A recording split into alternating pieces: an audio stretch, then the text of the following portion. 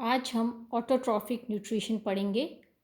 Euglena में हम nutrition देखेंगे। Euglena fresh water green colour का फ्लैजिलेट प्रोटोजोअन है और इसका ग्रीन कलर इसकी प्रोटोप्लाज्म में क्लोरोफिल की प्रेजेंस के कारण होता है।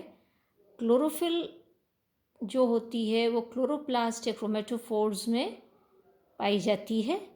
और क्लोरोप्लास्ट का स्ट्रक्चर हम देखें तो जो क्लोरोप्लास्ट होती है वो एंडोप्लाज्म में पाई जाती है और उसका शेप, नंबर और अरेंजमेंट जो होता है एंडोप्लाज्म में वो यूग्लिना की स्पीशीज़ से वेरी करता है कि अलग अलग यूग्लिना की स्पीशीज़ में अलग अलग शेप, साइज़ और नंबर उनका होता है। बेसिकली हम देखें तो इनके शेप्स रिंग के आकार का होता है, प्लेट के आकार का होता है, ओवल भी हो सकता है और ये फिक्स पैटर्न में एंडोप्लाज्म में स्कैटर्ड ये पाए जाते हैं। तो ये क्लोरोप्लास्ट का स्ट्रक्चर है। क्लोरोप्लास्ट का सेंट्रल नैरो पार्ट जो होता है वो नॉन पिगमेंटेड होता है और जो होता है उसको हम पायरेनोफोर कहते हैं। ये पायरेनोफोर होता है। पायरेनोफोर जो होती है वो एक या दो round by convex proteinaceous bodies से सराउंडेड रहती है जिसे पायरेनॉइड कहते हैं।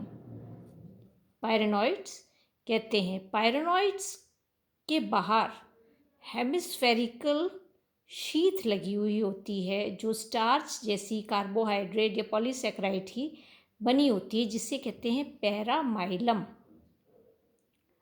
तो ये पैरामाइलम होती है, ये ग्रैन्यूल्स के फॉर्म में प्रोटोप्लाज्म में भी स्कैटर्ड पाई जाती है। यूग्लिना जो होती है वो कई प्रकार के न्यूट्रिशन यूग्लिना में देख सकते हैं और इसको मिक्सोट्रॉफिक एनिमल कहते हैं।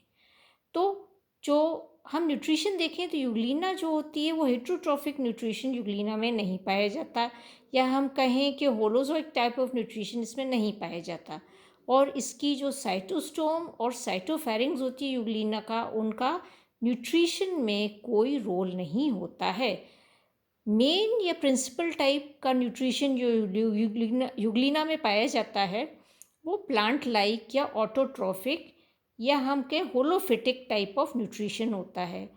क्योंकि ये ग्रीन होता है तो ग्रीन प्लांट्स की तरह ये अपना खाना क्लोरोफिल की सहायता से स्वयं ये बना सकता है और फोटोसिंथेसिस इसमें सनलाइट की प्रेजेंस में होता है। और क्लोरोप्लास्ट जो यूग्लिना की होती है उसमें दो प्रकार की क्लोरोफिल पाई जाती है, क्लोरोफिल ए और क्लोरोफिल बी। और क्लोरोफिल ए और बी के अलावा इससे बीटा कैरोटीन भी पाई जाती हैं। तो सनलाइट की उपस्थिति में ये फोटोसिंथेसिस होता है। क्लोरोफिल कार्बन डाइऑक्साइड को रिड्यूस करके उसे कार्बन और ऑक्सीजन में बदल देती है और ऑक्सीजन जो लिबरेट होती है वो पानी के कॉन्स्टिट्यूएंट से रिएक्ट करके एक स्टार्च जैसा पॉलीसेकेराइड बनाती है जिसे कहते हैं पैरामाइलम। पैरामाइलम स्टार्च से भिन्न होता है क्योंकि ये आयोडीन के साथ नीला रंग नहीं देता है और पैरामाइलम जो है रिजर्व फूड के फॉर्म में पायरेनॉइड बॉडीज़ जो होती हैं उनके फॉर्म में ये प्रोटोप्लाज्म में भी पाया जाता है। दूसरा प्रकार का न्यूट्रिशन जो यूग्लिना में देखा गया है वो सेप्रोफिटिक न्यूट्रिशन है। जब लाइट नहीं होती है या सनलाइट या विजिबल लाइट नहीं होती है तो यूग्लिना में सेप्रोफिटिक टाइप ऑफ न्यूट्रिशन हम देख सकते हैं। और ये लाइट की एब्सेंस में यूग्लिना क्या करता है कि ये डेड डिकेइंग ऑर्गेनिक मैटर पर ये फीड करता है या इसको एब्जॉर्ब कर सकता है। तो इसका मतलब इसमें सेप्रोफिटिक न्यूट्रिशन भी होता है।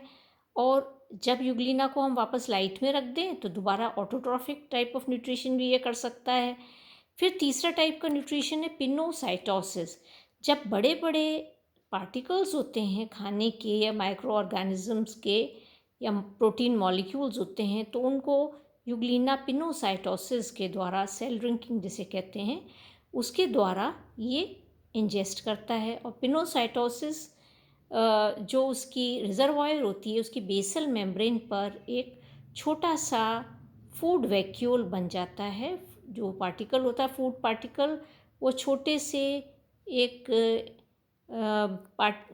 वैक्यूल के अंदर इनक्लोज हो जाता है, और ये वैक्यूल जो होता है ये प्रोटोप्लाज्म में पिंच ऑफ हो जाता है और वहाँ इसका डाइजेशन होता है। तो इस प्रकार हम देख सकते हैं कि यूग्लिना में कई प्रकार से के जो है हम वो देख सकते हैं न्यूट्रिशन, तो इसलिए इसे मिक्सोट्रॉफिक टाइप ऑफ एनिमल इसको हम कह सकते हैं। दूसरा प्रकार का आगे हम देखें न्यूट्रिशन जो है वो हेट्रोट्रॉफिक न्यूट्रिशन, और ये हम पैरामीशियम में देख सकते हैं। पैरामीशियम जो है वो सीलिएट है, प्रोटोजोअन सीलिएट है, और माइक्रो ऑर्गेनिजम्स और दूसरे प्रोटोजोन्स और ऑर्गेनिक मैटर जो पानी में होता है उस पर फीड करता है। और पैरामीशियम में न्यूट्रिशन होलोजोइक टाइप का होता है, क्योंकि ये पूरा का पूरा फूड जो होता है उसको ये एनगल्फ कर लेता है। तो पैरामीशियम जो है उसमें खाने को सिलेक्शन करने की क्षमता होती है। जो पानी के साथ खाना आता है उसके वेस्टिब्यूल में एंटर होता है, उसको ये सेलेक्ट कर सकता है और बकल कैविटी में उसी खाने को जाने देता है जो सूटेबल होता है।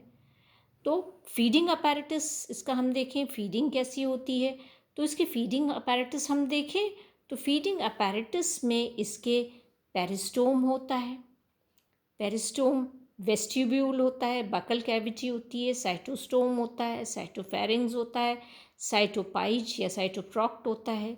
तो जो उसका पैरामीशियम का जो वेंट्रल सरफेस होता है इस पर एक लंबी सी ग्रूव पाया जाता है, गड्ढा पाया जाता है, जिसे ओरल ग्रूव या पेरिस्टोम भी कहते हैं। और जो ओरल ग्रूव या पेरिस्टोम जो होता है वो आगे जाकर ये वेस्टिब्यूल में खुलता है।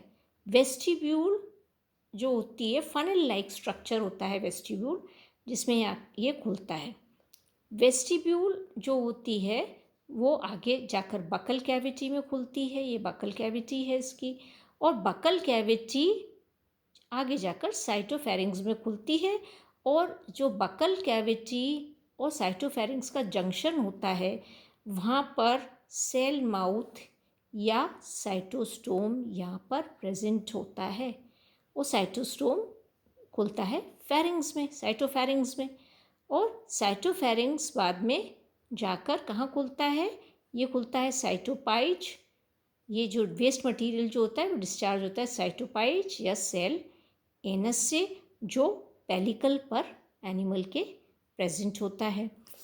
इसके अलावा हम देखें तो जो पेरिस्टोम और बकल कैविटी जो होती है उसके अंदर आप देख सकते हैं पेरिस्टोम है और ये बकल कैविटी, इसमें लंबी लंबी सीलिया इसके अंदर ये पाई जाती हैं, रोज ऑफ सीलिया इसके अंदर हम देख सकते हैं। साइटोफेरिंग्स जो होता है वो सीलिएटेड नहीं होता है, नॉन सीलिएटेड है। बाकी सारे स्ट्रक्चर्स जो होते हैं चाहे वो वेस्टिब्यूल हो, चाहे ओरल ग्रूव हो, बकल कैविटी हो, साइटोस्टोम हो, ये सब सीलिएटेड होते हैं, इनमें सीलिया लगा हुआ होता है।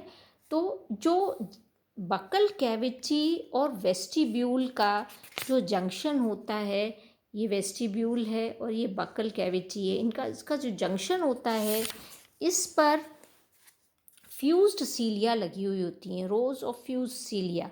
और ये फ्यूज सीलिया जो होती हैं ये एंडोरल मेम्ब्रेन ये इसकी बनाती हैं, या अनड्यूलेटिंग मेम्ब्रेन इसकी बनाती है। और ये जो अनड्यूलेटिंग मेम्ब्रेन होती है ये छलनी का काम करती है, और ये अनवांटेड पार्टिकल्स को या बड़े जो पार्टिकल्स होते हैं फूड पार्टिकल्स उनको ये अंदर नहीं आने देती है, अलाउ नहीं करती है, बकल कैविटी में एंटर नहीं हो सकते। इसके अलावा बकल कैविटी में हम देखें तो दो प्रकार की मॉडिफाइड इसके अंदर सीलिया पाई जाती हैं, एक है क्वाड्रुलस और दूसरी है पेनिक्यूलस। तो क्वाड्रुलस जो होती हैं वो लंबी लंबी मोटी मोटी सीलिया होती हैं और ये 4 रोज में अरेंज रहती हैं, जबकि पेनिक्यूलस जो होती हैं ये भी लंबी लंबी मोटी मोटी सीलिया होती हैं, परंतु ये कई रोज में ये अरेंज रहती हैं। इसके बाद हम देखें बकल कैविटी जो होती है वो साइटोस्टोम में खुलती है, और साइटोस्टोम आगे जाकर जो होता है वो साइटोफेरिंग्स में जाके खुलता है। तो यहाँ पर हम देखें जो साइटोफेरिंग्स होता है उसके अंदर भी सीलिया हैंग हो रही हैं और ये भी लंबी लंबी होती हैं। इन्हें कहते हैं पोस्ट ओरल फाइबर्स या एंडोरल फाइबर्स। अब हम देखें इसका फीडिंग मैकेनिज़्म। तो फीडिंग मैकेनिज़्म में हम देखें तो पेरिस्टोम जो होती है उसकी जो लंबी लंबी सीलिया जो होती हैं वो कंटिन्यूस रिदमिक बीटिंग के कारण एक वाटर करंट ये प्रोड्यूस करती हैं और वाटर करंट जो प्रोड्यूस होता है उसके कारण वो पानी अंदर आता है, बकल कैविटी के अंदर एंटर होगा। तो हम देखते हैं कि जो वेस्टिब्यूल और बकल कैविटी है उसके जंक्शन पर जो सीलिया है, एंडोरल मेम्ब्रेन है, फ्यूज सीलिया, वो छान देती हैं यहाँ पर और सेलेक्टेड पार्टिकल्स को अंदर जाने देती हैं फूड मटेरियल को। तो इसको सिलेक्शन पाथ कहते हैं। और फिर जो रिजेक्ट हो जाते हैं उनको बाहर फेंक देते हैं, इसे रिजेक्शन पाथ कहते हैं। इसके बाद हम देखते हैं क्वाड्रुलस और पेनिक्यूलस जो हैं वो यहाँ पर जो लगे हुए हैं ये डायरेक्ट करते हैं जो फूड पार्टिकल्स होते हैं उनको साइटोफेरिंग्स की तरफ, साइटोस्टोम से होते हुए वो साइटोफेरिंग्स में ये जाते हैं।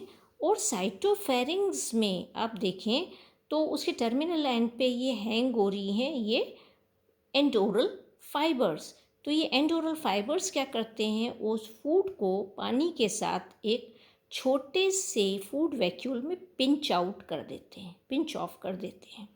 तो ये इसका काम एंडोरल सीलिया का होता है। आगे हम इसमें डाइजेशन देखेंगे। तो डाइजेशन जो होता है वो साइक्लोसिस के कारण होता है क्योंकि इसकी जो एंडोप्लाज्म होती है वो कंटिन्यूस मूवमेंट में रहती है। तो जो पिंच्ड ऑफ पार्टिकल जो होता है, जो साइटोफेरिंग्स से पिंच ऑफ होता है फूड पार्टिकल, वो जो साइक्लोसिस के कारण वो मूव करता है एंडोप्लाज्म में। तो पोस्टीरियर से एंटीरियर डायरेक्शन में मूव करता है और फिर एंटीरियर से वापस पोस्टीरियर डायरेक्शन में मूव करता है। और इस मूवमेंट के दौरान आप देख रहे हैं जो फूड वैक्यूल है उसका साइज़ लगातार डिक्रीज़ होता रहता है और इसमें डाइजेशन भी होता है। जो एंजाइम्स होते हैं एंडोप्लाज्म में जो कार्बोहाइड्रेट, प्रोटीन और लिपिड को डाइजेस्ट करते हैं और ये डाइजेस्ट होता ये क्या होता है, खाना ये फूड वैक्यूल छोटा हो जाता है और अल्टीमेटली ये साइटोपिट्स से अनडाइजेस्टेड फूड मटेरियल बाहर निकल जाता है। और इस प्रोसेस में जब ये साइक्लोसिस हो रहा है तो उस प्रोसेस में ये एसिमिलेशन भी होता है। तो पहले तो मीडियम डाइजेशन प्रोसेस में एसिडिक होता है, पर धीरे धीरे जैसे डाइजेस्टिव प्रोसेस आगे बढ़ता है तो वो मीडियम एल्कलाइन हो जाता है। तो ये इसका हमने फूड फीडिंग डाइजेशन हमने पढ़ा।